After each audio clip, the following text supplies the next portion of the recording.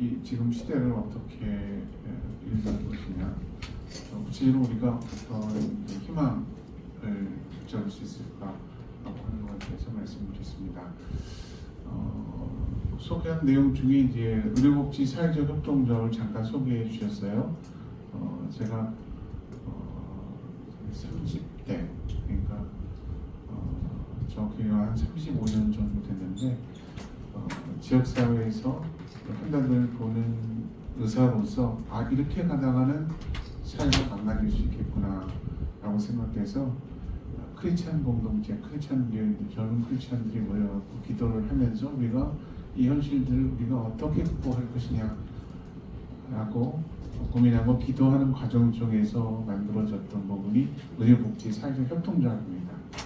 30년 이상 정도 됐고요. 내용 부분들은 지금 의료기관이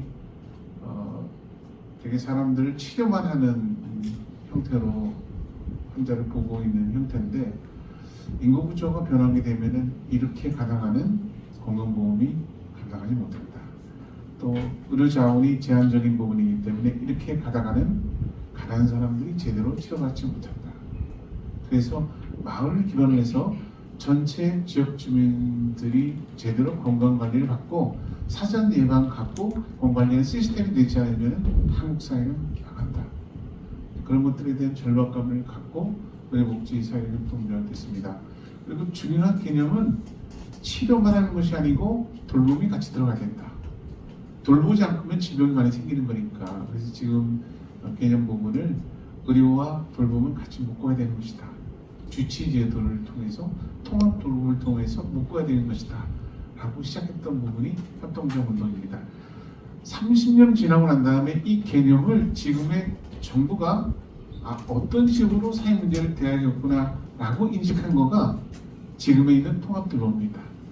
그리고 주치 제도에 대한 부분들을 가치 기반의 의료를 해갖고 등록해서 관련 방지로 가져가면 안 된다. 이건 세계적으로 다 그런 거니까 실제로.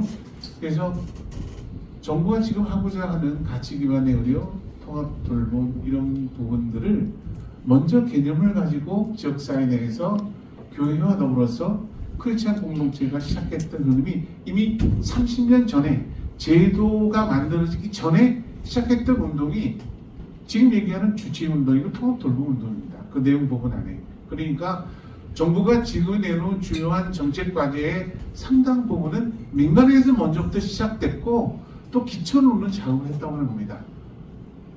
의료복지 사회적 협동조합이 94년도에 출발됐는데 그것에 영감을 줬던 부분은 장기려 박사예요.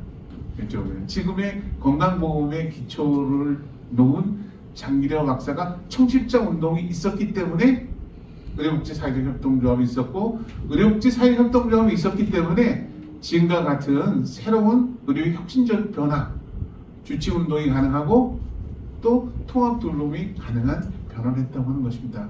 소수의 크리스찬 의료인들이 모여서 기도하고 새로운 혁신 운동을 했기 때문에 지금과 같은 정부의 정책적인 변화를 이끌어낼 수 있었던 겁니다.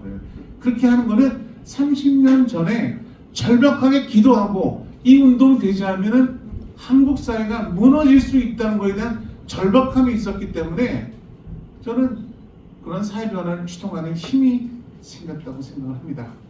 그래서 말씀드리고 싶은 것은 한국 교회가 이러한 미래사회 비전과 열정과 동력이 없으면 저는 한국 교회가 무너진다고 하는 겁니다. 실제로.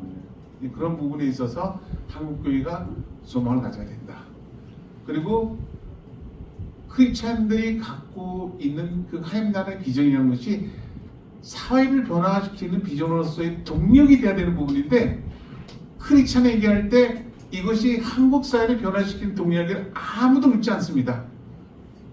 교회에서 얘기하는 거는 하나님 만난 거는 죽고 난 다음에 만난 거야.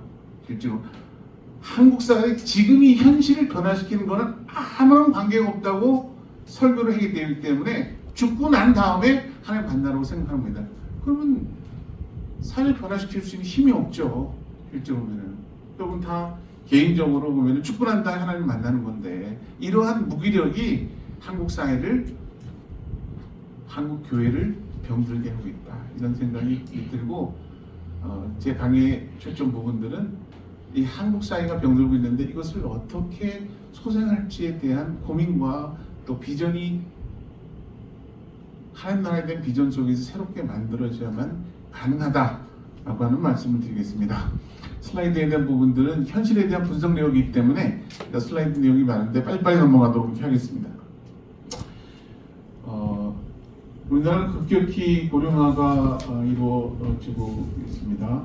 2000년도에 고령화 사회, 고령자 65세 이상 부분이 7%인 부분인데 2017년도에는 고령사회 14%로 올라갔고 2025년에 가서 65세 이상의 인구가 20% 됐습니다. 초고령사회입니다. 그러니까 고령화 사회에 있어서 고령사회, 초고령사회를 진입되는데 25년밖에 안 걸렸습니다. 그런데 프랑스를 보게 되면요, 154년 걸렸어요. 인구 구조의 변화라는 것이. 그러니까 지금에 있는 큰 사회 변화 중에서 이 급격한 고령화라는 것이 한국이 세계에서 유례가 없을 정도로 급격히 변화되고 있다. 그런데 그 변화라고 하는 것이 너무 급격하게 진행되어지고 있기 때문에 또 경제 성장이라는 양적 성장 부분이 이것을 해결한다고 하는 상당히 안이한 대처를 해왔기 때문에 지금 구조는 굉장히 전망적인 상황이다 보겠습니다. 양산되어지는 어르신들이 바라는 노인들이 양산되고 있습니다. 그러니까 중위소득의 절반도 안 되는 빈곤한 노인 가구가 40% 정도 됩니다. 세계에서 자살률 1위가 우리나라 부분입니다. 이미 보면은 나이가 들어가는 거가 실제로 삶 속에서 보면은 받아들이기 어려운 고통을 야기하고 차라리 죽으리만 못해 라고 하는 것 속에서 극단적인 선택으로 사람들을 내몰고 있다고 하는 겁니다. 네. 그 다음에 또 하나의 변화라고 하나는 큰 변화는 인구 구조 변화 부분에서 급격히 고령화되고 있는데 또 하나의 변화는 대한민국이 늙어가면서 전편적으로 불평등 구조가 심화되고 있다. 그러니까 그전에는 상위 10%가 소득의 29.2%, 요게 95년도 자료 보면인데요. 최근 들어서는 상위 10%가 전체 소득의 50% 이상을 가져가고 있습니다. 금융소득과 부동산 소득을 좁혀서 보게 되면 상위 10%가 전체 소득의 95%를 가져갑니다. 이렇게 불평등 문제가 심화되는 나라는 미국과 우리나라예요. 극단적인 불평등 사회 구조를 간다. 실제로는. 그러니까 사회 변화 자체라는 것들이 대한민국은 늙어가고 불평등 구조가 심화되는 양상을 보여주고 있다.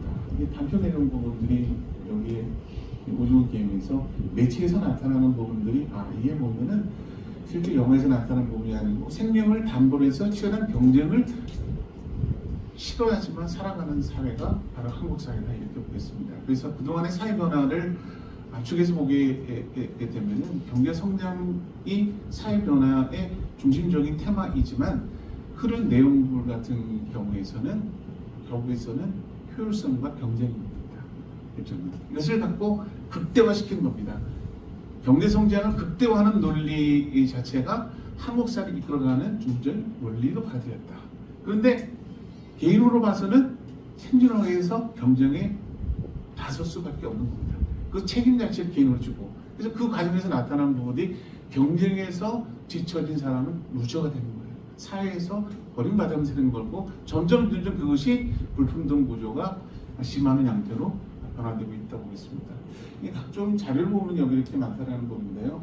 장애인들 같은 경우가 아파도 제대로 치료받지 못한 미충족 의료라고 하는데 자료 내용 보면은 비장애인에 비해서 미충족 의료가 2배 이상 됩니다.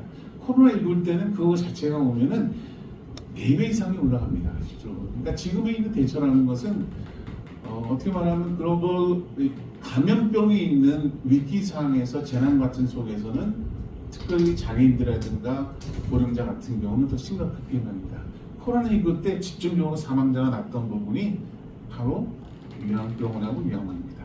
밀집된 공간에 있었으니까 어르신들이 그만큼 피해가 더 컸다고 보겠습니다. 그러니까 지금 같은 경우에서는 위기 재난 상황 같은 경우에 더 많은 피해를 사회적 약자, 생물학적 약자가 보고 있다 이렇게 보겠습니다.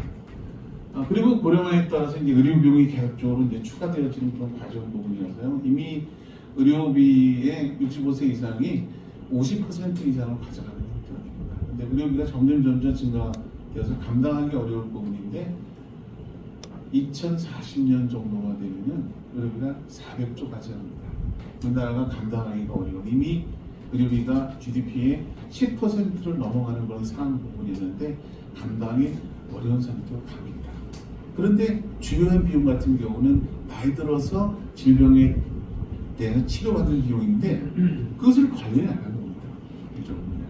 사전 예방 관리를 하고 돌보고 공동체를 구성을 해야지만 이 문제를 해결하는데 개인한테 맡겨준 거 나이 든 같은 경우에서는 빈곤 노인으로 구분된 부분이 40%니까 나이가 들어서 돈이 없는 분이 여러 질병에 노출됐을 때 또 돌봄을 받지 못했을 때 제대로 처치를 받지 못하는 상황에서 이분들 같은 경우는 소득이 없어지면 그러면 응급실로 내원하거나 또는 중증화돼서 입원하거나 또 의료비용이 굉장히 높아지게 된 거니까 가족 간의 갈등이 있고 또 가정 해체도 경험하는 것이 지금의 현실이다 이렇게 보고 있습니다. 그래서 어르신들이 만성질환이 늘게 되는데 그것과 더불어서 기능장애도 있기 때문에 일상생활에 여러 가지 제약을 받는 환자들, 여기 전문적으로 ADL이라고 얘기하는데 IADL들이 많이 늘어나고 인지기능 저하가 늘어난다 이렇게 보고 있습니다. 지금 치매가도 벌써 100만 명이 넘었습니다. 2030년 정도가 되면은 300만 명의 치매 환자가 발생한다고 생각합니다. 근데 지금에 있는 요양시설 같은 경우에도 우리나라가 다른 나라의 9배라고 얘기합니다. 마을에서 돌보지 못하니까 아프면 그냥 요양병원으로 보내는 거예요, 실제로. 근데 그 수가 치매 환자가 300만 명을 간다. 이 시스템으로서는 건강보험이 국가가 감당할 수 없는 부분이다. 말씀드리는 건 뭐냐면은 마을 공동체가 해체되고 개별화됐을 때, 그랬을 때 약자와 생존한 약자는 더 이상 마을에서 있을 수가 없는 구조가 된다고 하는 겁니다. 점점 대한민국이라고 하는 사회 자체가 근간이 흔들리는 사회 변화를 갖고 있다 이렇게 보겠습니다. 그러니까 사람들이 행복할 수가 없죠. 조사를 해보니까 행복 순위 부분, 저 OECD나 유엔에서 한 것 중에서 우리가 GDP는 규모는 늘어나서 세계 10위권에 도달할지 모르겠지만 행복도는 바닥입니다. 위에서 차를 생각하지 마세요. 밑에 살고 빠릅니다. 31위입니다. 네. 그래서 기본권 부분이 세계보건기구나 유엔 쪽에서 보면은 의식주를 얘기하는데 옛날에 그거 의복 있잖아요. 요즘은 의자가 보면은 의료 서비스를 받을 수 있는 겁니다. 왜냐하면 거기에 따라서 보면 자기 삶의 질이 달라집니다. 실질적으로. 근데 기본권이 우리 사회에서 잘 지켜지지 않는다. 그런데 우리가 지금 있는 건강보험이 세계에서 자랑하는 건강보험이라 얘기를 하고 있잖아요. 뭐냐면 건강보험에 가입된 사람은 세계적인 수준이에요. 그게 공적보험이고 그런 부분이지만 내용을 자세하게 보게 되면은 보장성이 65%밖에 되지 않습니다. 35%는 본인 부담이 돼야 돼요. 그러니까 지금 같은 경우에서는 상당 부분의 서비스가 비급으로 되어 있고 본인 부담이 없습니다. 그러니까 가난한 사람이나 농촌에 있는 사람들 같은 경우는 서비스를 제대로 받을 수가 없죠. 왜냐하면 본인 부담이 너무 세고 비급으로 됐기 때문에. 근데 그 공간을 메꾸는 부분이 실손입니다. 지금. 사보험 그런 형태인데 사보험은 이거는 사회 보장적인 성격이 있는 게 아니고 돈이 많은 사람들은 혜택을 많이 보지만 그렇지 않은 사람들 같은 경우는 혜택이 굉장히 제한적인 부분이기 때문에 오히려 불평등 구조를 조장하고 과잉 구조를 부추기는 부분이 사보험입니다. 그러니까 지금 사회 부분이 보면은 삶을 보장하는 쪽으로 가는 것이 아니고 경쟁에 맡기고 시장에 내맡겨지고 그 과정 속에서 사회적 약자 그리고 생존한 약자로 점점 내몰리는 것이 지금 현실이라고 얘기하고 있습니다. 복지국가의 위기를 따라서 이렇게 인구구조의 변화가 있고 또 국가에서의 복지에 대한 부담이 나오는 것도 다른 나라도 다 마찬가지입니다. 그래서 80년대에 있어서 이런 변화를 다 보면은 고령사회, 초고령사회를 겪으면서 여기에 대한 대응을 해왔는데 동일하게 경험하는 부분들이 그 이것에 대한 여력이 없다는 거예요. 행정으로만 감당하기 힘들다라고 하는 부분인데 그래서 이태리 같은 경우에서는 행정기관, 지방정부 파산하기까지 합니다. 그거에 대한 부담이 커서 그래서 사회적 협동조합에 대한 법을 만들어서 시민들이 돌봄에 적극적으로 참여하는 법까지 만들 변화가 있었는데 세계의 흐름이라고 하는 것들은 복지국가로 옵니다. 복지사회가 있다. 여기 보게 되면은 복지혼합주의라고 하는데 시민사회가 거들었을 때, 지역 주민들이 함께 했을 때, 그리고 민간 협력 구조로 있어서 부담을 떨어뜨렸을 때 비로소 이 복지국가의 위기를 극복할 수 있다고 하는 거예요. 실질적으로. 그러니까 우리나라도 이런 부분이 있는데 우리는 그 변화가 굉장히 급한 거예요. 따라 같이 보장 체계를 구축하기도 전했는데 이미 복지국가의 위기가 왔고, 그리고 그 변화 자체가 너무 급변하기 때문에 대응 자체가 실효성을 갖지 못하는 것이 지금의 상황이다, 이렇게 보고 있습니다. 지금의 공급 체계에 굉장히 분절된 구조인데, 우리가 의료 서비스가 건강보험이 있어서 좋은 서비스를 잘 받고, 그리고 선택이 우리가 여러 의료기관에 쉽게 갈 수 있고 장점이 있고 이런 부분들을 얘기를 하지만 숨을 자세히 들여다보게 되면은 구조 자체가, 의료 시스템 자체가 비영리 기관으로 운영된다고 하지만 기본적인 내용은 상업적인 부분이 지배를 하겠습니다. 여기 보면은 종합병원이 있고 지역병원, 재본병원이 있고 의료 서비스 쭉 있는데 다 접근하는 부분이 돈 되는 것만 합니다. 예를 들면 종합병원 같은 경우에서는 경영을 잘한다고 하는 관건이 회전율이에요.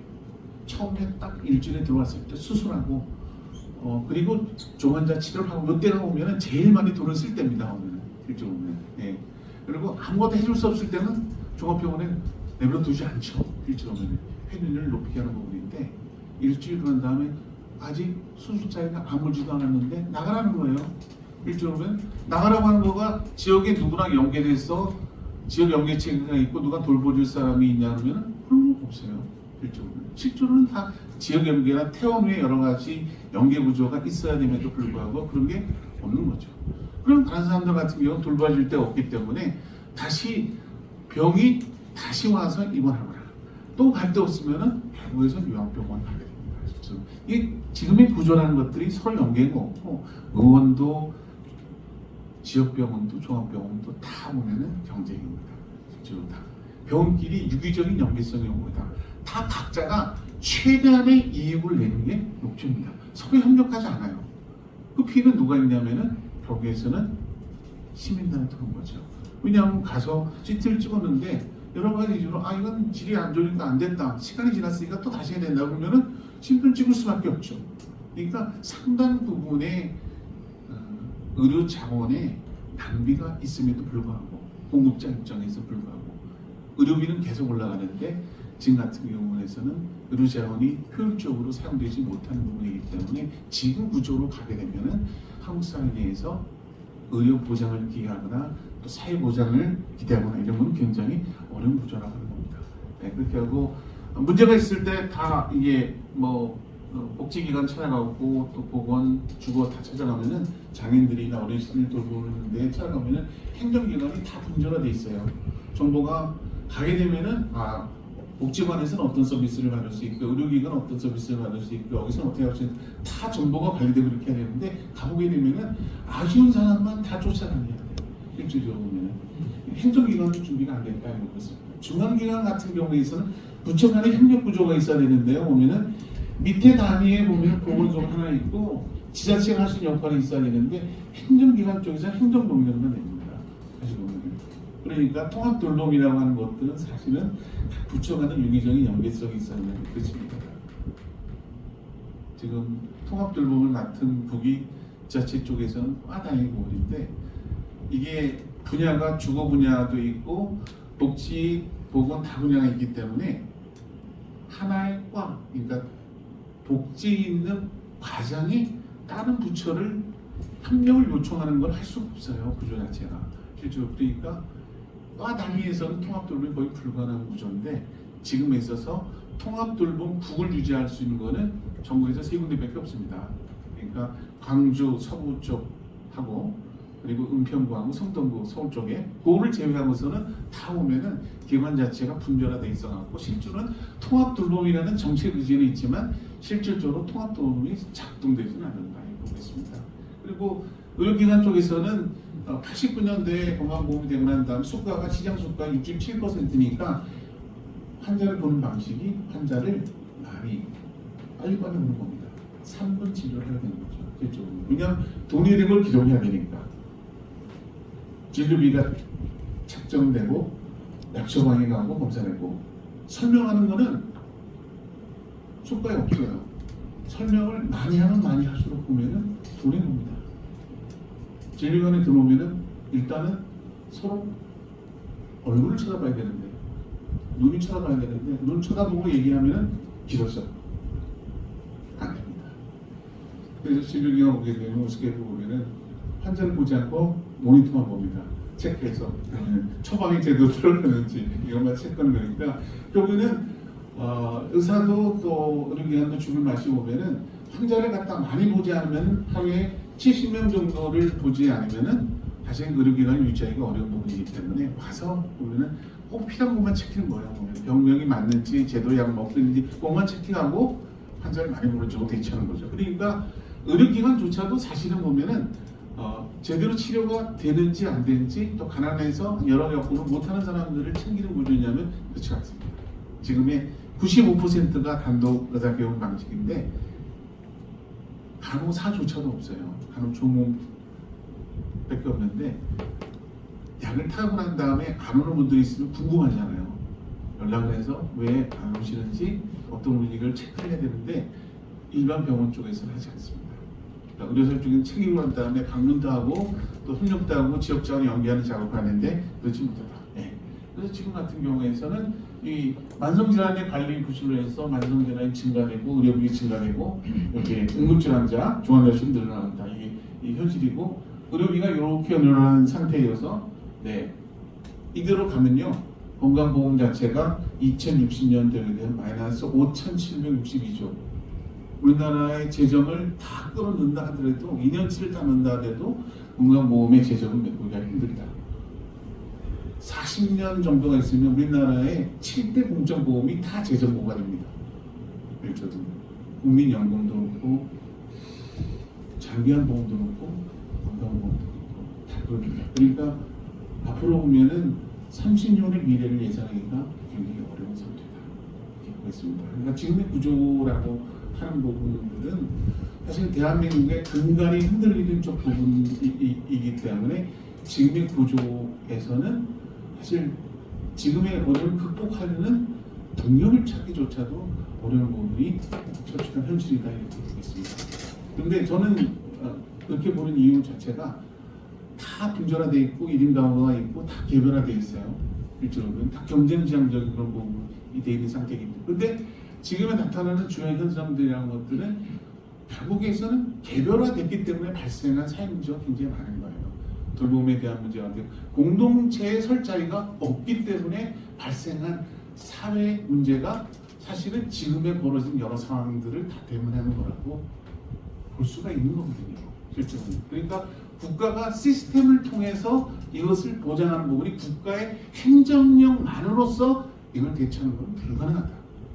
여러 전문가들에게 통해서 실제로 밑바닥에서 새로운 경험이 있어야 했는데 그거는 공동체가 새로운 변화를 주도했을 때만 가능한 부분이다.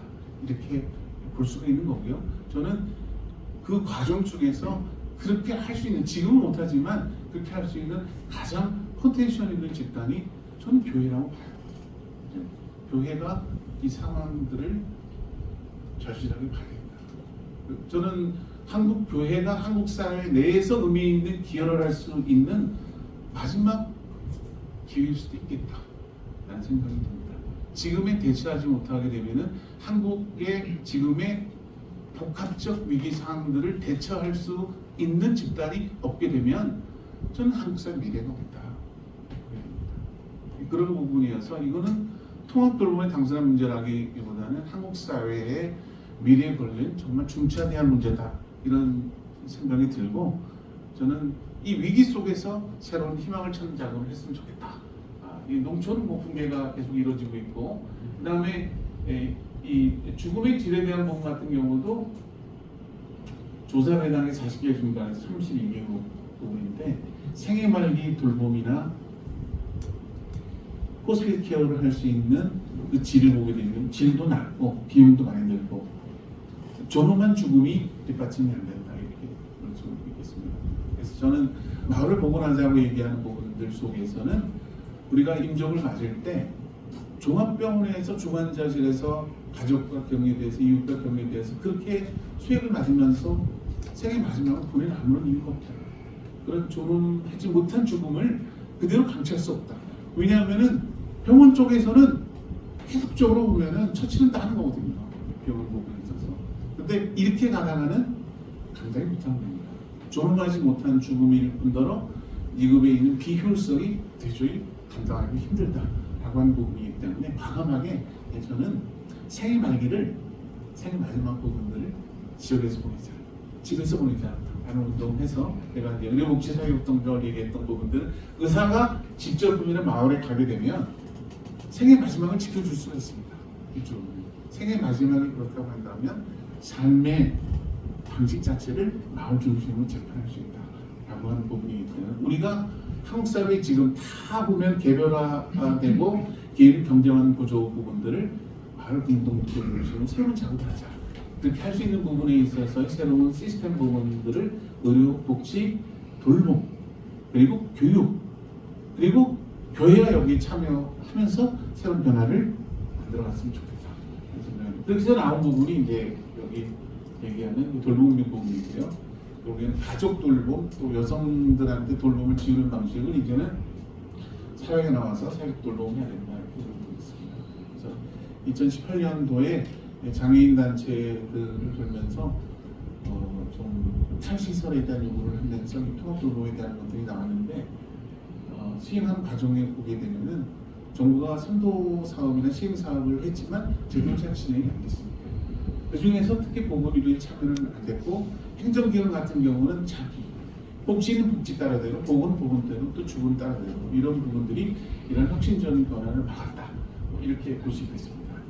그래서 이제 새로운 변화를 추동해야 되는 부분이어서 이쪽의 부분은 잘 해놓았습니다. 1차 의료가 지역사회를 기반의 1차 의료가 필요하다. 다른 나라도 이런 변화를 다 겪었다 하는 쪽 부분이고요. 이게 통합돌봄 로드맵 부분인데 2018년도에 2026년도에 모든 국민들이 통합돌봄 서비스를 받겠다 계획을 세웠습니다.